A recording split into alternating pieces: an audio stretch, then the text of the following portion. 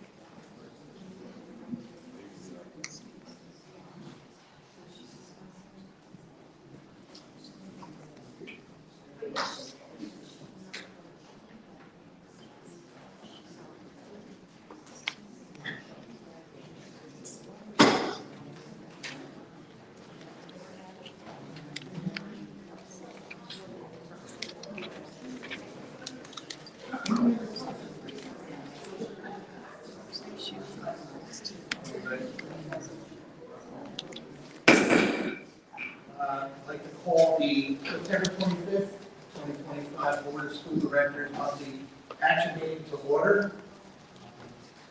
To remind everyone, this meeting is being recorded and on broadcast at SKTV to be available on the local broadcast channels, Comcast Cable Channel 28, Verizon Fios Channel 46. I'd like to read the mission statement. The mission of the Souderton Area School District is to prepare students to demonstrate competencies needed to contribute and to succeed in a changing world by building on a commitment to excellence and innovation, by working in partnership with families and community, and by assuring quality education for all students in a safe and nurturing environment.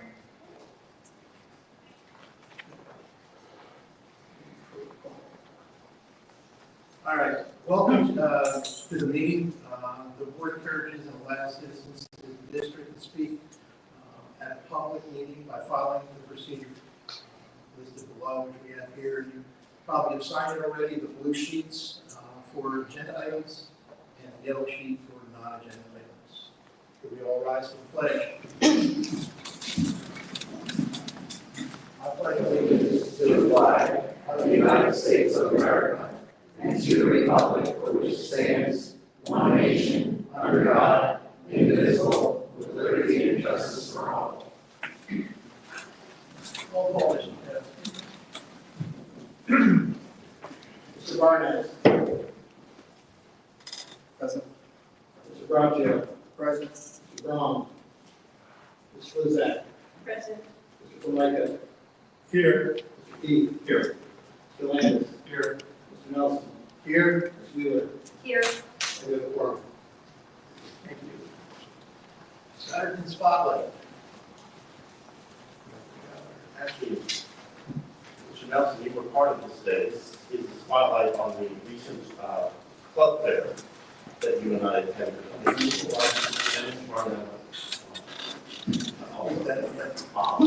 So we heavily worked with the Red Alert staff at the high school and put together a highlight of the video of the event.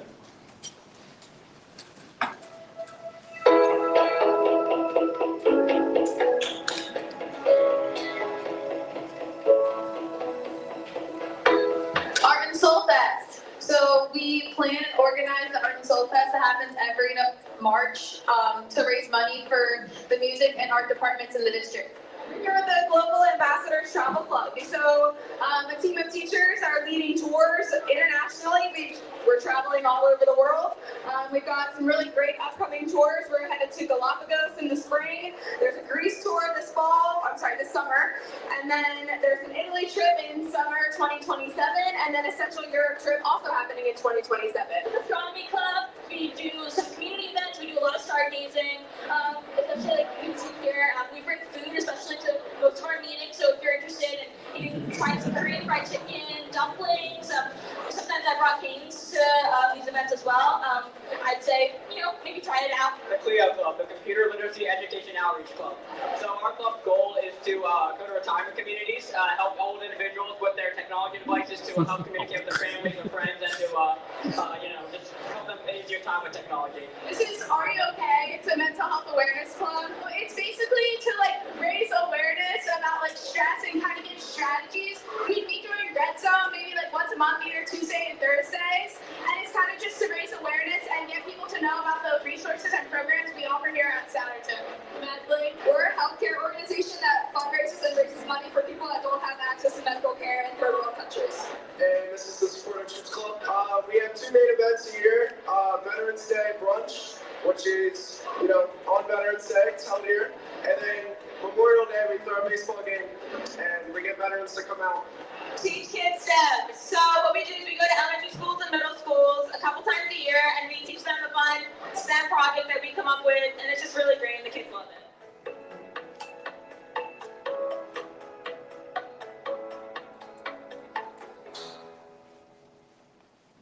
So the energy in the gym that morning was real, and one of our biggest clubs is Interact Club, which is like the youth division of Rotary. How many students do we have? That's right, it's our biggest club, and all they do is service projects in the community. In fact, aren't they being recognized tonight over there? They're being adopted as new members? Yes. So you're going over there afterward? We'll get you out of here fast, okay? But it was a great day, and we do have a considerable amount of clubs. And the important clubs, just like athletics and the arts, some kids may not want to go to school because they're not into school. But being engaged in a club, being engaged in the arts, being engaged in athletics might get them into school every day and get through the school day of learning to be able to be part of a group of like this. So the family push that we have done over the past 10 years to really beef up our club opportunities. Thank you. Thank you, Dr. Gallagher.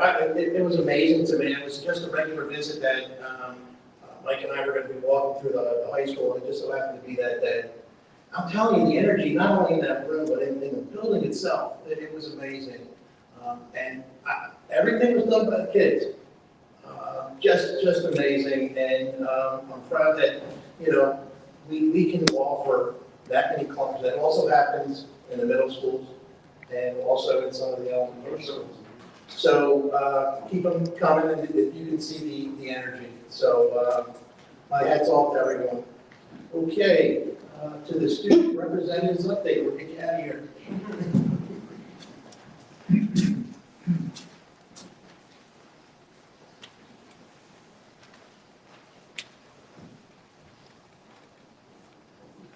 Good evening, my name is Nadia Cho. I'm a senior at the high school, and I'll be going over what has happened so far in the school year.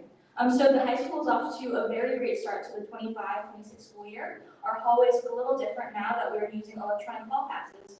And though everyone is still getting used to the new system and process, we're seeing a lot of the benefits that the passes bring to the school as well. It's bringing down a lot of hallway traffic and kind of helping or making sure that kids stay in school or stay in class.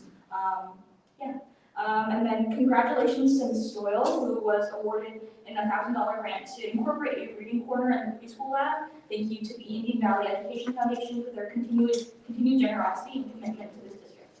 On Tuesday, September 9th, the advanced choir led by Mr. Ryan Carlin did a fantastic job singing the national anthem at the Phillies game. And then on September 15th, the high school hosted the club fair, as we just saw. The event was hosted from the gym and gave all students the opportunity to see and hear about all the clubs available at the high school. high school currently offers over 80 different clubs. Thank you to Ms. Nana Maker, Mr. Haynes, and all club advisors for putting a great event. On Tuesday, September 16th, Seminary High School hosted a post-secondary night in the main concourse. Over 50 organizations showed up. So shout out to Ms. Doncaster and the guidance department for all of their hard work and support. And now I will be passing it on to Naharika. Good evening, everyone. My name is Naharika, and I will be going over sports and what is coming up in high school. So the first unified strength and conditioning team has been hard at work practicing for our first meeting coming up in October. All have been pacified in the weight room and working on new skills and building endurance. The football team is currently 4-1 with key wins over CD South and Lakertown. They are 2-0 in SLL, continental play, and look forward to competing for their third straight league title. The field hockey team is currently 9-2 and has outscored their last 5 opponents 20-0. The boys water polo team is currently 7-1, the girls water polo team is currently 6-1, and the girls soccer team is currently 8-3. For things that are coming up at the high school, the SCA hosting Fields of Faith on October 8th in the auditorium. Homecoming is October 18th. PSATs on Thursday, October 23rd. The PACE survey for all 6th, 8th, 10th, and 12th grade students will be given during the month of October. And lastly, Miss Stability and Miss Yarby are organizing an international culture fair on November 21st. Thank you. Thank you.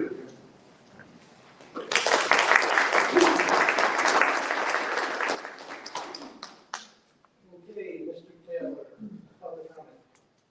Before you begin, I have a sunshine objection I would like to raise. So before you say it was okay. Couple things I would like to raise.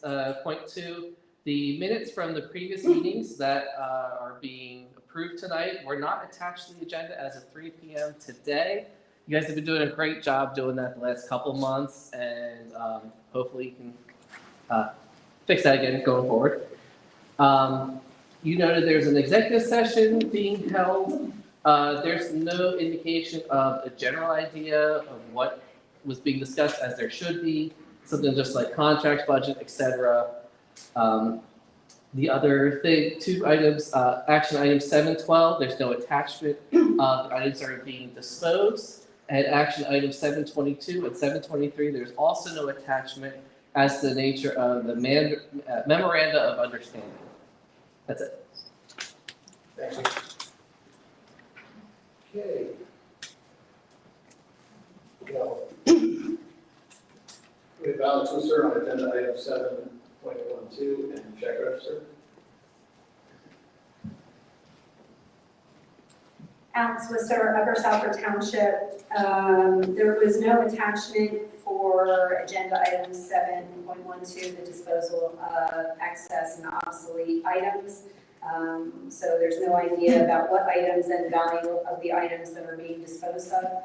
And I also just was wondering if I could get a clarification on the check register. There was a payment of $500 on 8/22 to Pennsylvania DEP, and I didn't know if Mr. Taylor or anyone could clarify what that was for. Thank you. That would be Mr. Taylor. As far as the attachment, I don't, old refrigerator, dish machine, serving lines, the old serving lines that we go, like, the ones are in. That was good, this work this week. Old convection oven. So it's mostly food service stuff. Thank you. Absolutely. As far as the DEP payment, I'm not 100% familiar with exactly that what it is, but it's all construction, everything, there are permitting. I was wondering if it was a permit. Well, we can follow up with you. Thank you, I appreciate that.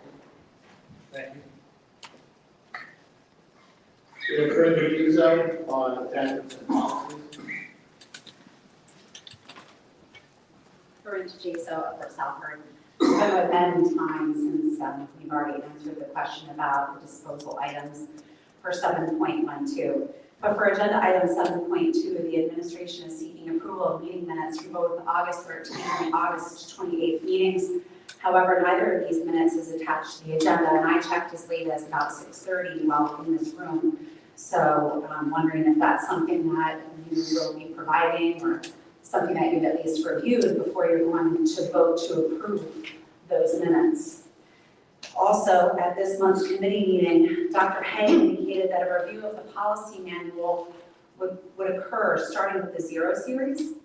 But tonight, there are 4 new policies for the first reading that are 2092, 222, 827, and 909. So I was just wondering if you could please confirm when that comprehensive review of the policy manual would start with that 0 series, like you had mentioned.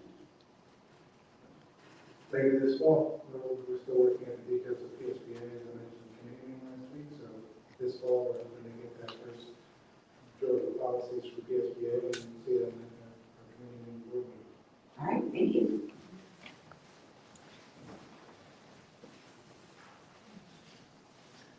We have Ms. Shockley on 7.21 bonds.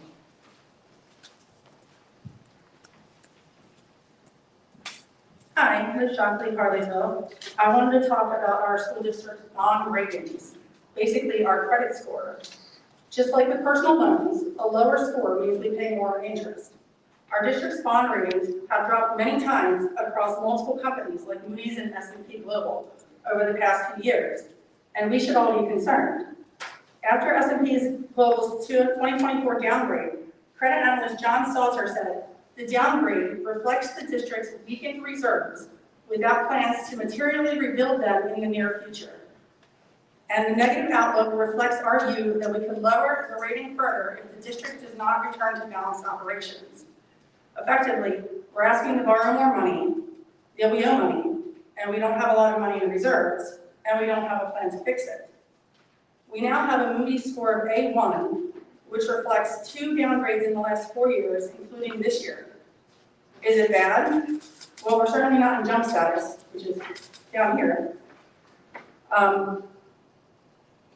But the taxpayers don't want to pay more than necessary, so we should all be concerned when our credit rating keeps going down. School districts whose ratings increase can realize substantial savings by refinancing their debt. We can still refinance when interest rates go down. However, we may not be eligible for the best rates with declining credit and no plan to fix it.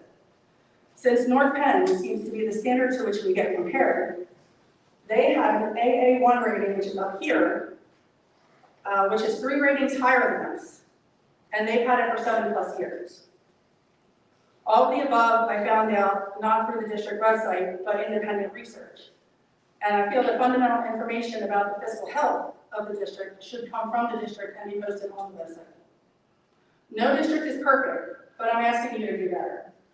Update the website, post the full S&P Global and Moody's credit reports from the last 5 years. Post your credit improvement plan. The more you disclose up front, the fewer right to know requests you'll get. And maybe that's the first step to rebuilding trust with the community. Thank you.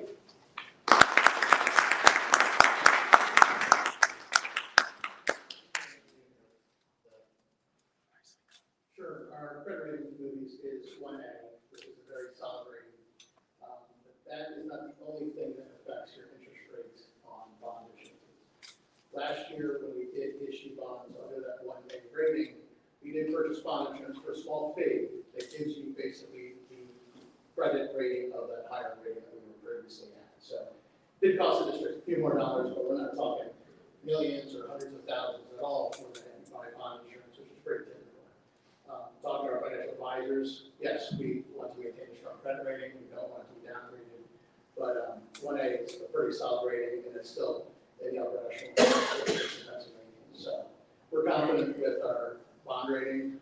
Obviously, the issue is there's lots of things that go into your credit rating. Okay, the one that they have been concerned about is fund balance, but we're limited in how much we can have. Right, the difference between some other districts is some of the other districts have a much larger fund balance. Actually got in trouble with the Governor General's office for too much, including North Penn. So there's a delicate balance there. Our plan to rebuild our credit rating is to not use more fund balance, which has been evidenced by our recent budgets, balancing our budgets. In prior years, we were using fund balance to balance the budgets and not increase taxes. That's part of the equation. If you want to rebuild fund balance, you increase taxes. If you don't want tax increases, you're spending on your fund balance. So it's a balance both ways, and that's really an initiative of the district. But our intention is to obviously try to maintain the credit rating we have currently. And also our COVID debt is another thing that is a question. We have $106 million in bond debt. All right. If you saw our finance committee meeting 2 weeks ago, PFM, our financial advisors, went over all what our current debt situation is and our proposed borrowings. And we're only proposing to borrow about $58 million more over the next 2 years to complete our projects. But currently, our principal debt in bond issuance is $106 million. Any other questions? Cool. The next speaker we have is John Wallenberger, local agenda.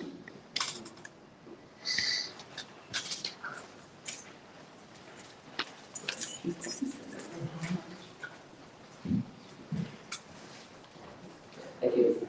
Yes, so just want to touch on a couple things and that I had some questions regarding one of the action items. 717, so that appears to cover school personnel intervention and assistance with diabetes management. I'm just wondering if this has any effect on students who are able to manage their diabetes on their own, including self-injection of insulin and checking blood sugar.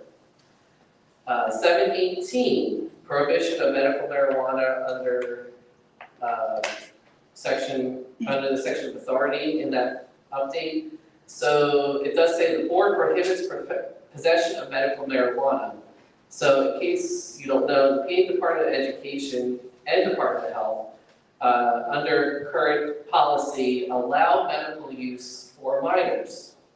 Department of Health and Education allow for said use on school grounds. They just require you to, have a dedicated area for the student to use it if necessary.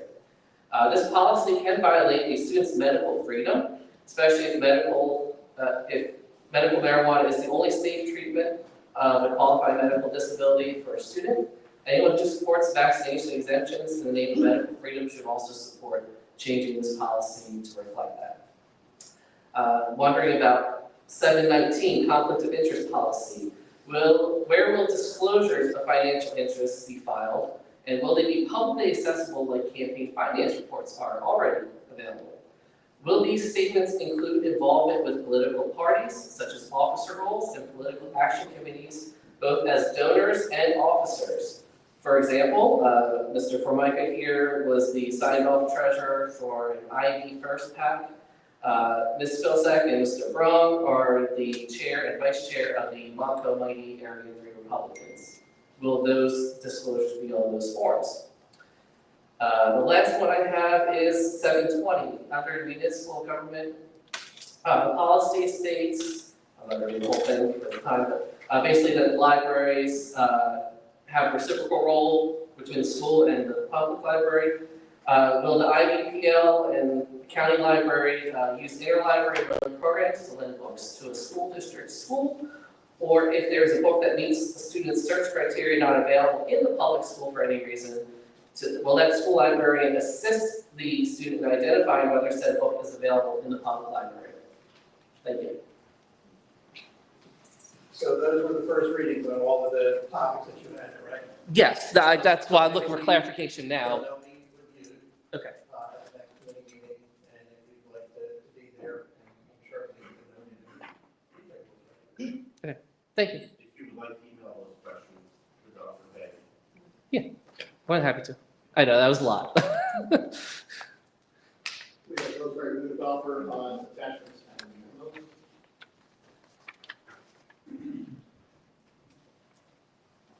Hi, Rosemary Goodoffer, I live in Souderton. You handled the part about the attachments for the obsolete equipment. I wanted to ask about that, so thank you. You want to buy it? I don't think I have it in my. I did want to ask about the pair of memos of understanding that are on the agenda.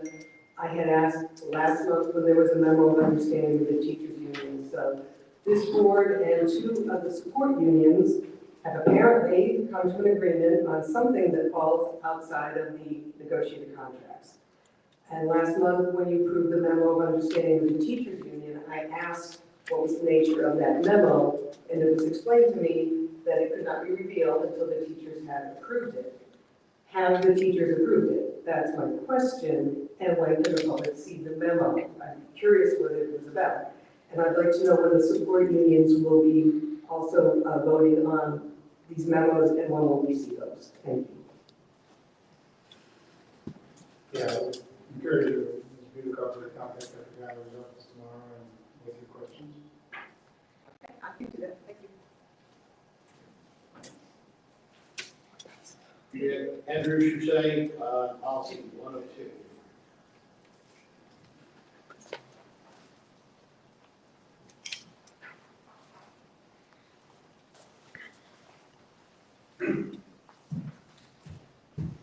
Good evening. My name is Andrew Suchet. I live in Franconia Township.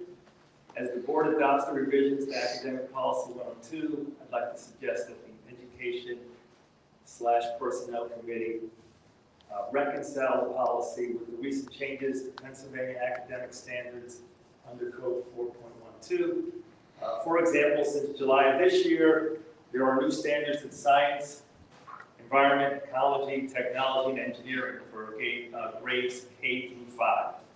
I'd also recommend that we plan ahead to review our curriculum, testing, and comprehensive action plan, since more changes are coming in July of 2026, including new standards in economics and career education and work. Thanks.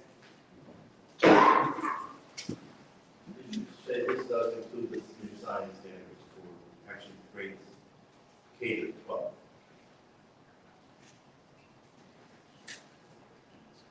And that's all public comment after the session. Thank you, Mr. Taylor. Okay, to the President's report, report of executive session. An executive session was held prior to tonight's meeting to discuss personnel matters, including staff resignations and appointments, as well as confidential legal settlement agreements. The session lasted about 30 minutes.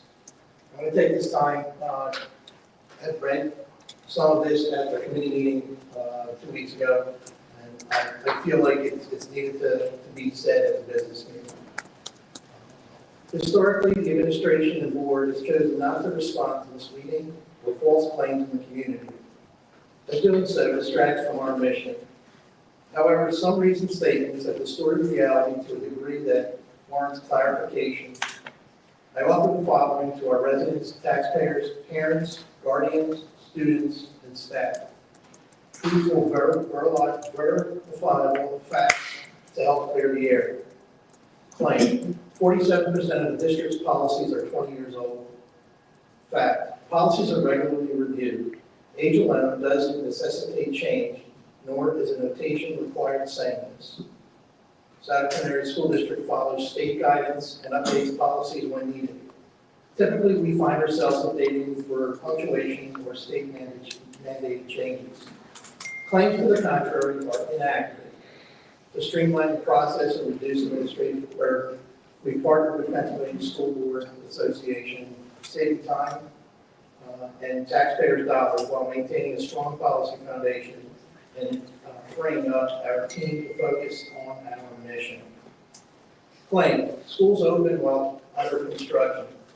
Fact, opening during construction is always been in the plan. The phased approach serves our school community well. It minimizes disruptions, maintains safety, and is cost effective. Work intensifies during nights, breaks, and summer vacations to keep us on schedule to the extent possible. Claim, 4 cafeterias were inoperable at the start of the year. Part of the plan over the last year, and have stated cafeterias may be inoperable or have diminished ability for a period of time. This is consistent with past projects. It must also be stated that the cafeteria were not inoperable. They operated within limited scope as per the plan, which has been made public for well over a year. Claim, starting 3 projects at once was poor planning. Fact, these projects were publicly shared well in advance. Phased construction over multiple years is the most effective strategy and serves the district well. Additionally, tackling each project one at a time would cost the taxpayers significantly more money. Claim, not all costs were included. Our projects are cost efficient, and all their costs were indeed made public. Unforeseen costs are normal in large-scale construction projects and are usually not noticed until extensive construction is underway. We expect this on occasion. The district has proven to control change orders in an effective way for all stakeholders. To say not all costs were included is simply misleading. Claim, the South Hills kitchen roof issue was due to poor planning. Despite extensive testing, some issues only surfaced during construction, as was for the case at South Hills. Addressing the roof now avoids future disruption and higher costs, so it was the right thing to do. Claim, the turf field overrun of $533,000 was hidden. The change order was discussed publicly at the February 27, 2025 meeting, and it was noted that $200,000 in community donations helped offset the overall cost. In fact, residents requested the ability to know more about future donation opportunities to support Souderton Area School District. Claim, Souderton Area School District stonewalls right-to-know request. In fact, we've responded to over 80 right-to-know requests within legal timeframes. These requests consume time and resources better spent on students. Souderton Area School District had no negative consequences as a result of these right-to-knows, but we did lose valuable time and significant taxpayer dollars, which were expended for no good reason. We appreciate and respect the public's right to information, but we again encourage the right communication, phone calls, and just talking to face with the district to clarify and as an alternative, a more productive path forward that provides information without negatively impacting students. Claim, Souderton Area School District is hiding the ACLU lawsuit and the negative things as settlements. Fact, we do not discuss ongoing legal matters or those restricted by law. Despite repeated clarification, some continue to suggest wrongdoing without evidence. Settlements are routine in education, and since they mostly involve children, these are confidential and protected. Claim, the board and administration are failing students despite tax increases. Fact, this too is unfounded. Our district serves diverse learners and uses data-driven strategies to support all students. For example, math data helps us respond quickly, unlike state data, which we're going to get in November, which often arrives too late to be actionable. Our educators work tirelessly to meet students where they are and help them succeed. The results support this position. I was going to put this in here, but there was a USA report over the last week that came out. Souderton was 78 out of, I believe, 600 schools in Pennsylvania, which was in the top 11%. The same thing happened with the federal. We were 2,064, I believe, out of 17,000 schools. That was also within 11%. So I believe that we are serving our students well. Our decisions always prioritize students, academically, socially, and emotionally. Nearly 75% of our budget comes from local taxpayers, and we remain committed to responsible stewardship. Souderton Area School District's tax increases have averaged about 2% over the last decade, 10% below the county average. Academic outcomes are strong, supported by a proven budget model. No programs have been cut, several have been added. Souderton Area School District is stronger than ever.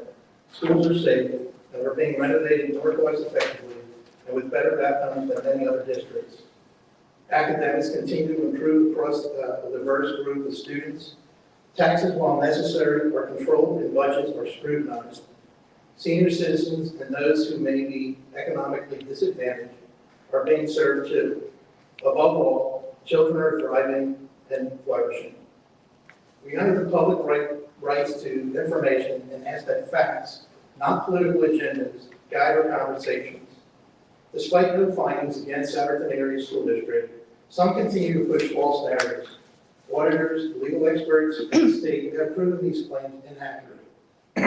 Let us come together as a community, put aside politics, focus on facts, stop unnecessary spending on baseless accusations. Let's return to asking about educational outcomes and supporting our students, the future leaders of our community. I'm going to read another little section that over the last 2 weeks that I felt I need to add compared to the last time I read this. And, first of all, we do have a mission statement where we read it every meeting. And we do need to follow that, and our ultimate goal is always the students and this mission. Over the past 3 weeks, I felt a mix of emotions and I've seen so much unfold. One thing I hold on to is every life is precious, a true gift from God. We often assume tomorrow is guaranteed. I try to remind myself to live today as it was my last. I don't see life through politics or labels like Republicans or Democrats, conservative or liberal. To me, life is about helping others, living with honesty, and also taking joy in the time we have been given. I believe there is a right and a wrong, good and evil, and I choose good. I will keep answering evil, or if we keep answering evil with more evil, the cycle never ends. Can't stand to see hate, violence, or people mistreated in any way. I've learned that words matter, that they should lift people up, bring encouragement, and always speak truth. My prayer for this community is simple. Pause before you speak. Think about how your words might affect someone else. Choose good over evil. Use words and your action to encourage, to support, and to bring light. Deep down, we all know that's the right thing to do. Dr. Gallagher, your report. Mr. Johnson, tonight I have just a few things to report. First, Nadia did it for me already, the 5-star electronic pass system that we're using to monitor hallway traffic and bathroom traffic. It's made a considerable amount of changes, and our bathrooms are used just for going to the bathroom at this point, I believe, and there is far less vaping, if there's any at all. We haven't caught that so far this year, and behavior in the hallways has just been incredible. I'm there almost every day, and the main corridor at lunchtime in particular used to be very busy with traffic, kids in and out, blah, blah, blah, and this has really changed the culture and the feel of the school. The kids are telling Dr. Rana, thank you for doing this. We could peacefully go use the bathroom. So that is a great update on that. And the other thing I have tonight is the unified sports recognition.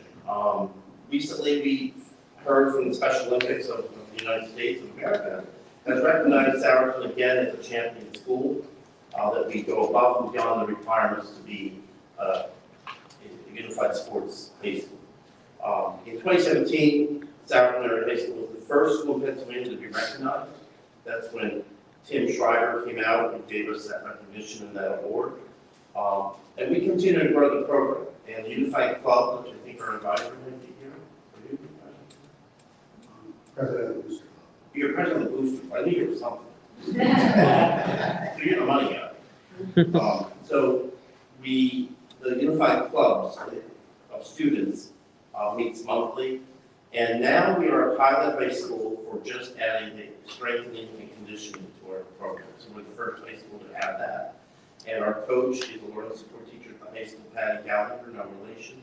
And our athletic director, Dennis Stanton, will be speaking at the Special Olympics conference later this year.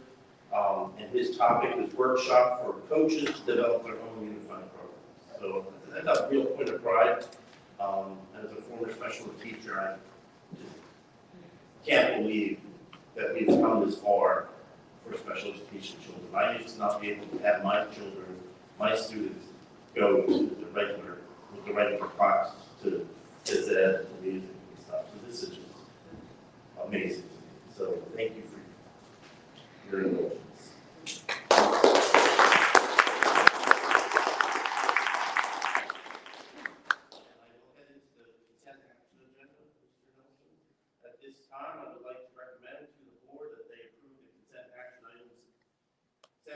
to 7.25 as presented. Board members are invited to remove an item from the consent action agenda for further discussion in meetings.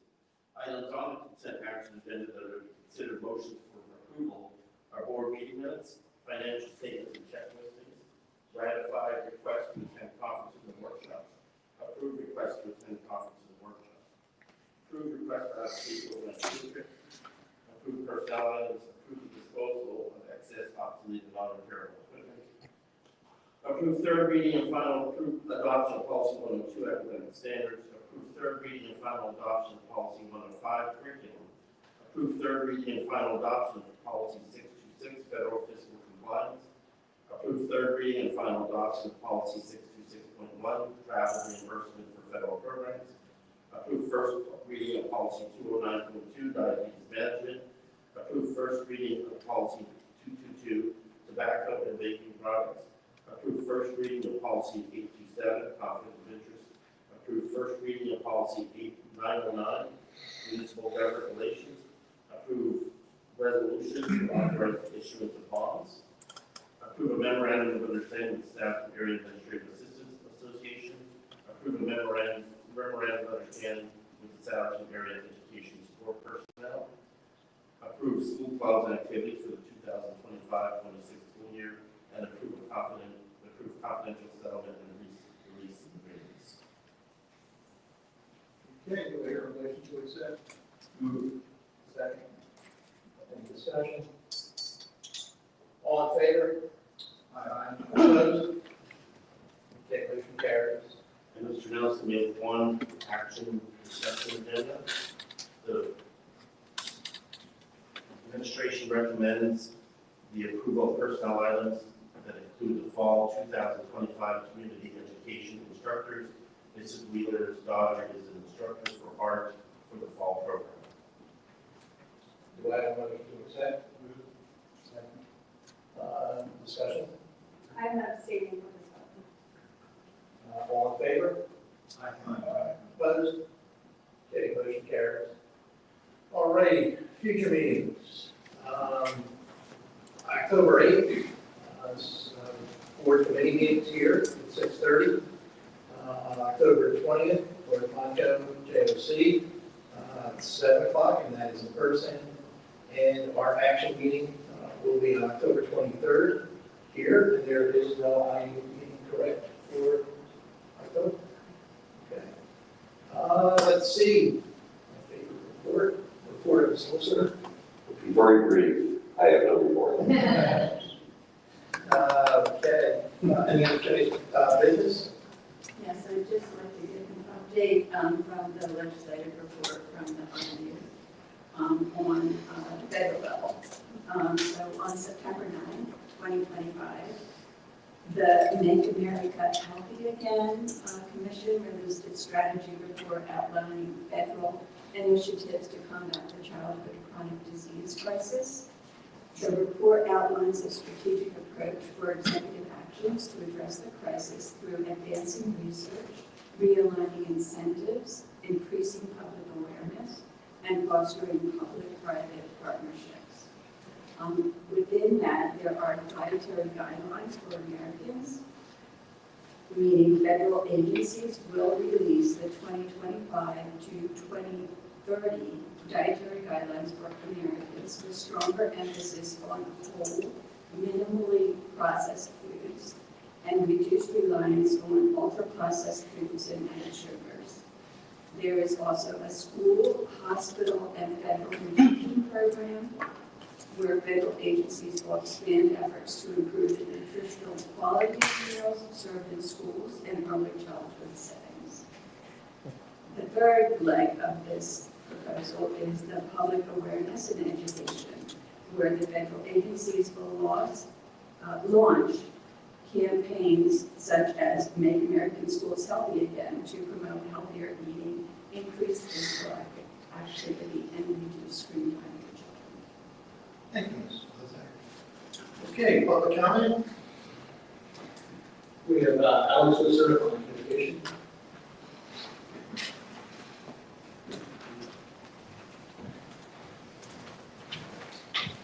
Alex Visser, Upper Southford Township. At the September committee meeting and tonight, Mr. Nelson gave what was clearly a campaign speech. He spoke about platform issues during an official board meeting, and after the committee meeting, 2 days later, the same speech appeared on his campaign website. That website also uses official district headshots of Mr. Nelson, Mr. Landis, and Mrs. Fleesack. The Pennsylvania School Board Association is clear. School directors must avoid even the appearance of a conflict of interest. Mixing official duties with campaign activities is unprofessional, unethical, and undermines public trust. My other concern is how the board is handling construction during the school year. Families deserve proactive communication. They deserve to hear from the district about issues such as leaky ceilings and bathrooms, and shouldn't have to hear it from their children. Yet this board failed to schedule operations committee meetings in August and September, despite major projects being underway.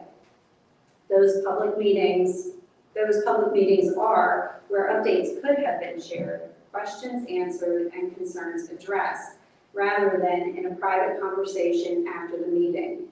This lack of planning and communication also puts building staff and principals in the middle as they try to manage day-to-day impacts. That's not how this should work. Our community deserves proactive communication, careful planning, and leaders who uphold the highest ethical standards and work to represent every voice in the community. Our students, parents, and staff deserve better.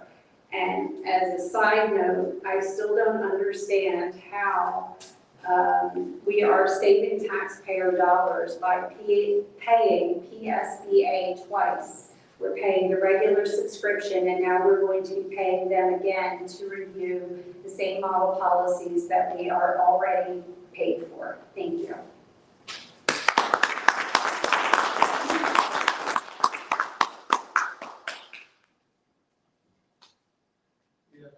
Liz Shockley on transparency.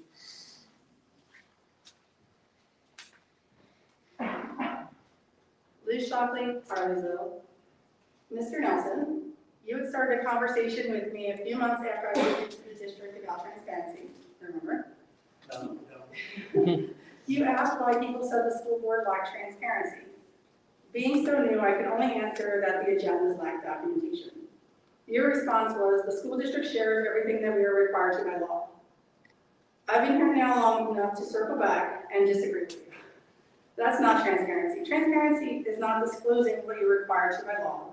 Transparency is disclosing what is allowed by law, barring any privacy or confidentiality concerns. When you look at a contract or credit ratings, you should ask yourself, is there any valid reason preventing this from being shared with the community? There's a lot of mundane things that should be out there. For example, your check register. I see you use the same landscaper as I do. As a homeowner, I signed a 2-year contract with them. I searched board docs and couldn't find it. I also couldn't find mundane contracts like the graduation gowns, which I've seen on my previous school district's agenda.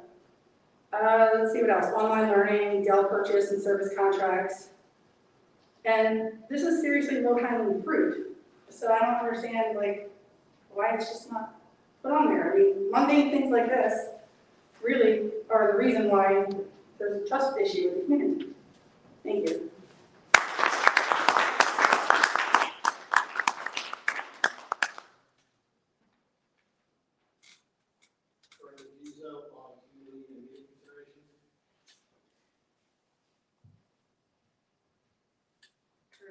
Upper Southford. I was caught off guard at the conclusion of the committee meeting earlier this month when Dr. Gallagher asked Mrs. Whistler to step aside so we could talk to her. Naturally, I stepped aside with her only to hear accusations from him about misleading the community with a social media post about construction and the effects on the learning environment. I wanted to take an opportunity to address both items in my comment this evening. There are numerous articles regarding the effects of construction on a learning environment. The noise and general disruption from construction negatively impact the student's ability to focus, recall information, and perform well in class. Studies have also shown correlations between elevated noise levels and lower student test scores in reading and math. Students with learning disabilities, or those who are learning a new language, may even be more affected. The noise, distractions, and tension created by construction can increase stress level among teachers and students. It could potentially lead to health issues for everyone in a building because, well, construction often generates large amounts of dust from materials like concrete, brick, or wood. This can worsen asthma, trigger allergic reactions, and cause other respiratory issues. These are all real things, and being concerned about them is not misleading the community. So what is misleading the community? Sharing an average tax increase that spans more than a decade to lower the average. Convincing the community that a project worth more than $5 million is not going to cost anything. Appointing a board member to chair of a committee when the administration does all of the work. A board member saying that this district is one of the top in our country, and we actually rank 78th in the state. Although I will note, we used to rank 18th in the state. Caring about property tax rebates suddenly before an election when neighboring districts have had it in place since 2018. Those things, yeah, misleading. Being associated with a team of people who genuinely care about the students, teachers, and staff in this district and readily share those very valid concerns is not misleading the community. It's being honest and it's being transparent, which is what an overwhelming number of people in our community actually want from their elected leaders. And since I have about 45 seconds left, please indefinitely store all meeting recordings and make it possible for the community to participate by submitting public comments ahead of action meetings. Thank you.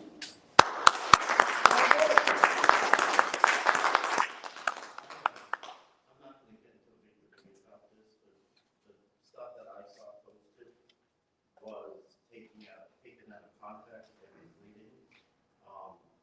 And I would be glad to have a conversation with you about that. And I tried to receive it. I would just like, if I could add, I don't know where the numbers were, 78, I personally see much different. And I would also want to say, I completely understand the construction. Every school has to do construction, every district, it definitely does. But there's unfortunately no way to get. But to act like it doesn't affect the children and the staff. No. I'm just saying, you have to explain something, so I'm explaining as well, and I'd let you speak, so I'm just speaking as well, if that's okay. But unfortunately, you can't do an entire project like this over the summer, so we are doing the best we can. And I understand not letting parents know. I've been in the schools where I didn't know if there was roof leaking, and I completely understand. So I will say, at least from a board standpoint, we hear you, and we are going to do better at letting parents know for things, but we do have to do the best we can. But I completely disagree with this 78%. I don't know where that came from. The U.S. News and World Report is actually what Mr. Nelson referenced. No, I did. I saw that. We were much higher. She asked me a question. No, I did. That's okay. No, it's not okay. This is not a back and forth. No, I understand. It was when she was responding. Yeah. No, I'm speaking to Mrs. Theresa. Thank you. Only we're done. We're done. Stop. I appreciate what you're saying. I saw something definitely and a different response, but that was just, I wanted to just respond to what you did, but thank you. Construction is not impacting the children's learning. I just wanted them to know that. Disagree. I am in the building all the time, and You're disputing what she says. I said, I understand if you do feel that it is impacting, I get that it happens, but there's it no is not way impacting to the not children's happen. learning. It impacts the schools, of course. Okay. You got our time. Do you want to speak, you can sign up next time for work if you have questions. I want to say one thing. I don't know where the 18 came from. So I'll talk to you afterward and I'll ask you those questions outside. So just so you know that, I'd like to know what that source of 18 is because what happened to the no pattern? It was. Excuse me. I asked you for a slight amount of time. So she's ready for it and I can talk to her afterwards. No, but your question is part of the public record. Her answer should also be part of the public record. Exactly. What's the source? The source is Dr. Gallagher's testimony to the Senate Appropriations and Policy Committee, September 20th, 2016. Thank you. That is the source. Thank you. Yes. We have Rosemary Budenhofer on civility at meetings.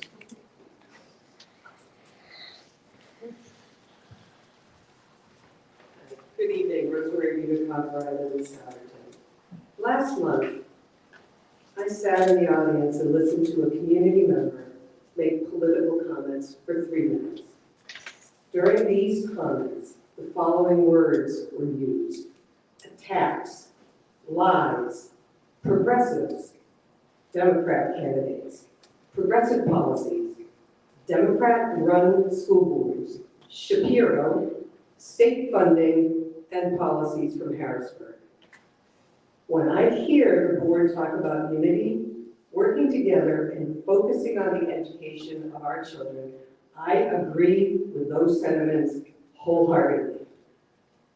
And then I hear you allow someone who is working on your re-election campaign to disparage community members here in the meeting, people with different viewpoints and ideas. So I have to wonder, are your comments sincere? I have been a regular attendee at these board meetings for 4 years now. I usually speak. And yes, I am a Democratic candidate for school board, but I have not mentioned my candidacy, my politics, or party here in this forum because it is not the place for it. School board races are supposed to be nonpartisan, which is why I was on the Republican and Democratic ballots in the mini primary, and all of you who are running were also. We have policy differences, but we all share the same goal of providing the best possible education to Souderton students. I understand you as a board are not responsible for the comments made by community members. However, in the interest of civility and working together for the common good, I wish at least one of you had commented last month to say that you don't think members of the public should be attacked from this podium. Unless, of course, you are okay with it. Thank you.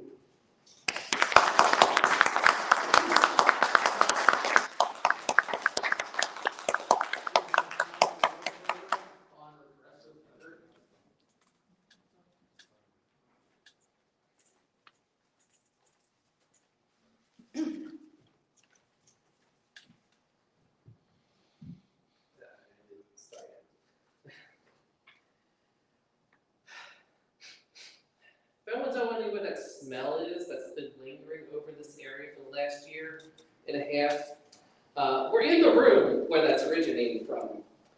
Folks, we are being gaslit nonstop by the very people who were elected to be sitting here.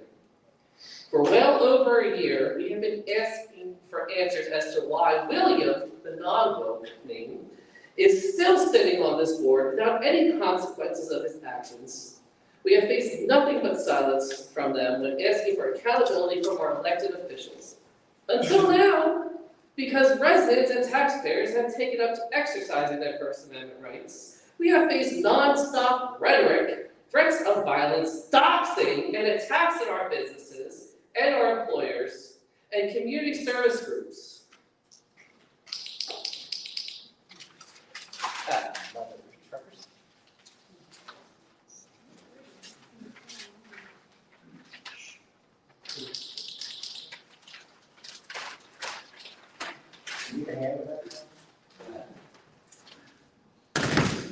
Right there. At the committee meeting, Mr. Nelson spoke to the events of what happened to Charlie Kirk and postulated to the wrong crowd that was stopping the hateful rhetoric. Off that wall, please, I'll give you your time while you take that down. It's Scotch tape, it doesn't hurt anything. It's not about hurting it, you cannot post things, we talk about. This is a visual for what I'm speaking about. 8.5 by 11, we talk about something, a sign in front of, wait, let me finish. We talked about this a bunch of meetings ago, you're allowed to have signs, correct, in front of you. Yeah, but that policy is also a violation of my First Amendment right to use a visual. Because it's very important that this visual be seen. You can't see it anywhere. Oh, sorry? You can't see it anywhere. Okay, well, if you can't see it, we can keep it up. No, I'm just saying, we don't have a policy that allows people to come and post things on the wall. it'll come down when I'm done. No, it needs to come down now, I'm making that. Would anyone like to assist me and hold it up, maybe? It's taken down. That's all. Thank you. You need to be in the audience. Sorry, you need to be in the audience. I'm asking for his assistance. Yeah, but I'm asking. All right, I'm asking for his assistance. Anyway, where was I? Yeah, you were talking about Charlie Kirk and possibly to the wrong crowd of hateful rhetoric. We're a community of love, not hate. Your comments are clearly directed at the wrong people, you know. Mr. Nelson, you and I do absolutely agree, without any doubt on this. We are a community of love and not hate. Political violence has no place in society, especially in 2025 and beyond. I would love to believe the rest of the community feels the same, but your supporters and their actions show the opposite. Just ask William why he wished we could still hang people in a tweet about Judge Enron, or why he prefers libtard instead of, as I quote, fuckwad. No, that's what we're talking I'm quoting a board member, sorry. Maybe instead of reprimanding those of us who have been peacefully exercising our rights, as Charlie did work so hard to defend, you should be publicly reprimanding your regressive supporters, especially the anonymous trolls threatening to curb stomp my face, and like the Souderton Strong page, Jim Metz, Vicky Waters, Kyle Landis, and Sally Conservative Club. Check out the post from your Yoga group, the former Indian Valley Republican page, which for years through hateful transphobic attacks, Secretary of Health Dr. Levine. For months, you allowed Caitlin Durstein to come up to blast progressives and hurt insults. You didn't give me my time back. I did, you stopped. Can I have 30 seconds to finish my point? Mr. Waldenberger, right this way. Then you will be. Mr. Waldenberger, right this way. Hi, thank you. Anyway, yeah, you allow people to progress. Stop. I'm allowed to talk. If you keep on talking, you will leave. Violating our First Amendment I'm rights not. while quoting Charlie Kirk last week. One more word, you're out. One more word. Go. Please take them off. You can't remove me. Nope. Grab your items. You cannot remove me. I'm Waldenberger. recording for media purposes, Waldenberger, grab your and you're items. violating people's rights and Mr. seeing what's Waldenberger, happening grab here. your items. You cannot remove me for just Mr. speaking my Waldenberger. opinion. Grab your items. Thank you.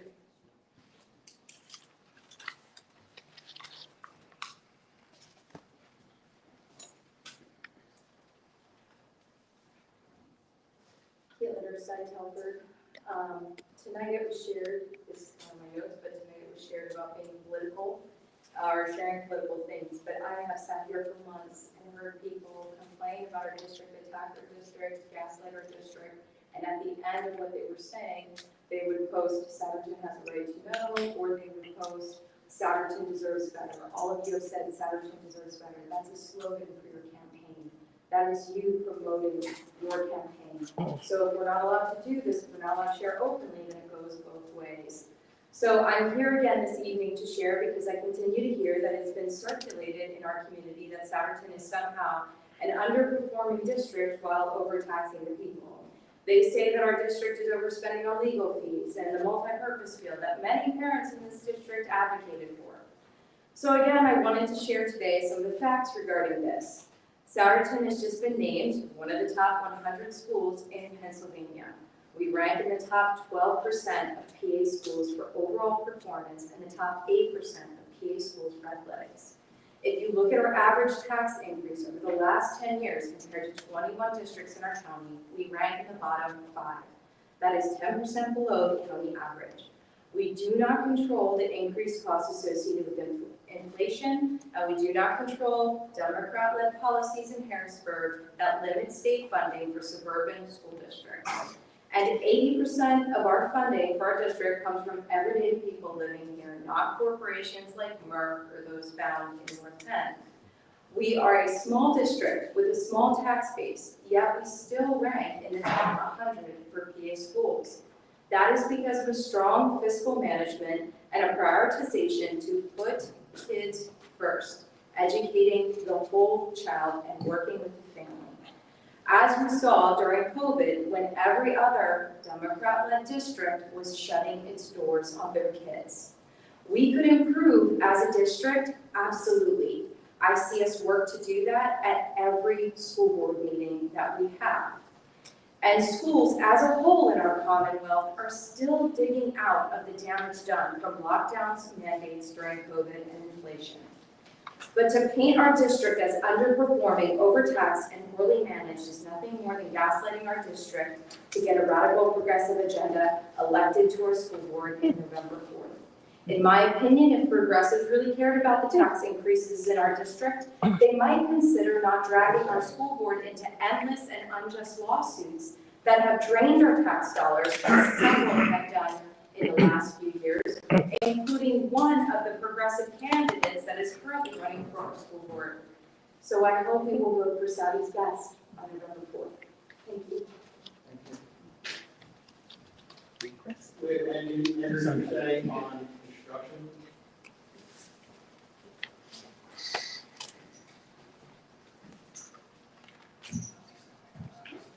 Good evening. I'm still Andrew Suchet. I've been coming to the school board meeting for about 8 years now, and in that time I've seen all of our 9 schools go through some kind of construction, influencing millions of dollars of bonds. I'd ask that the operations committee share the district's master construction plan in a future meeting so that we can better understand where our money is going for things such as new construction, renovation, and land acquisition. Thank you.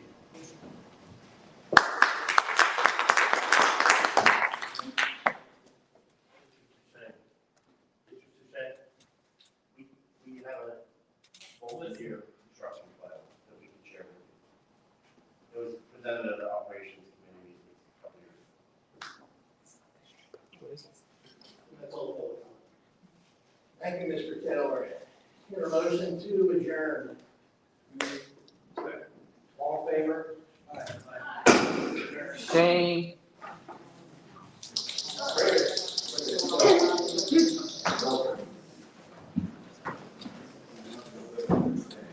Only allowed to use peaceful rhetoric if you are ultra bad. Thank you.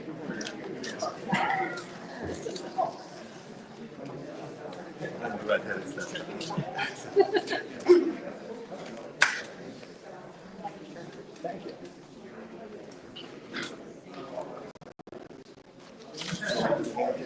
Oh, I got it coming out. Thank you. I just need a hand with holding that, since I'm not allowed to put signs up.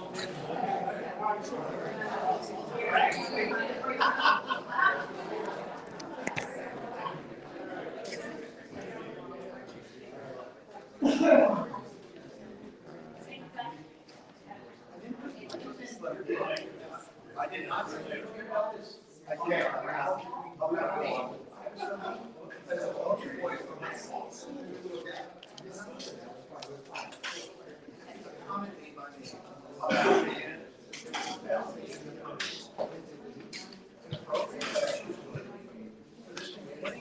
You're telling me over.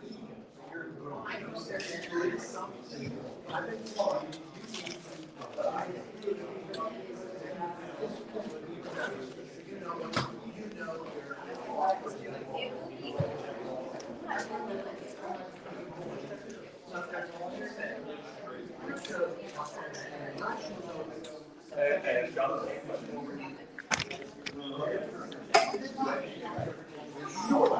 John, you gotta go. All right, I'm just here. Just as a reminder when you're talking about the people. That was really rude. Yeah, it was. It's time to leave. Yeah. John, it's time to leave. I'm just saying. John, Why? it's time to leave. Hold on. John. Hold on. I would like to ask. So when It's time to leave. I'm allowed to have this on. You have been told to leave. I just want to know why. Several No, times, John. I am John, exercising my right to ask questions. It's time to go. Very Why can I ask? respectfully. Okay, but why can I They're not ask taking questions? questions right now. Okay. They're not taking All right. questions right now. All right, so you're gonna be fascist. Fascist Souderton is back, baby. Yeah. Fascism is back in style. Cannot ask questions of our elected officials because they don't answer their emails.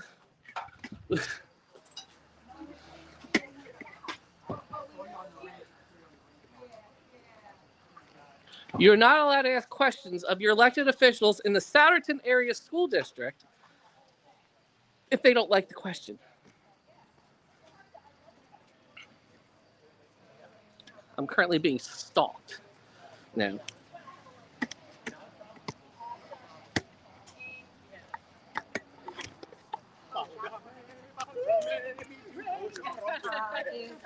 You So if I'm at a pocket, hey John. you missed Bill have a fit. I handed Steve the tweets from Bill, and he ripped it off the table and ripped it up and was cussing at me. And I got it.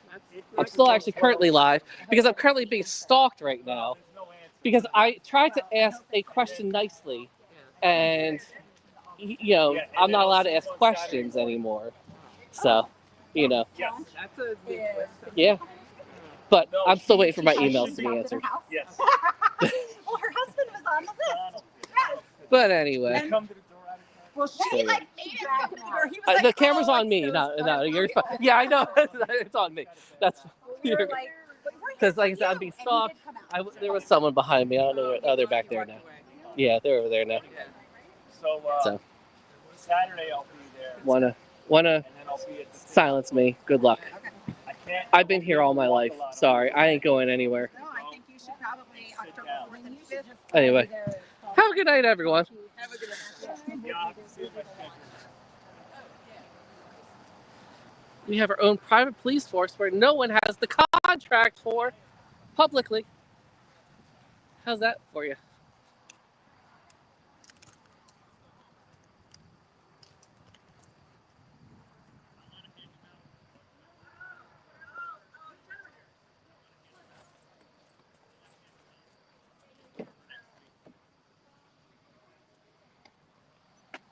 Sorry, did I offend you? Dang it, shut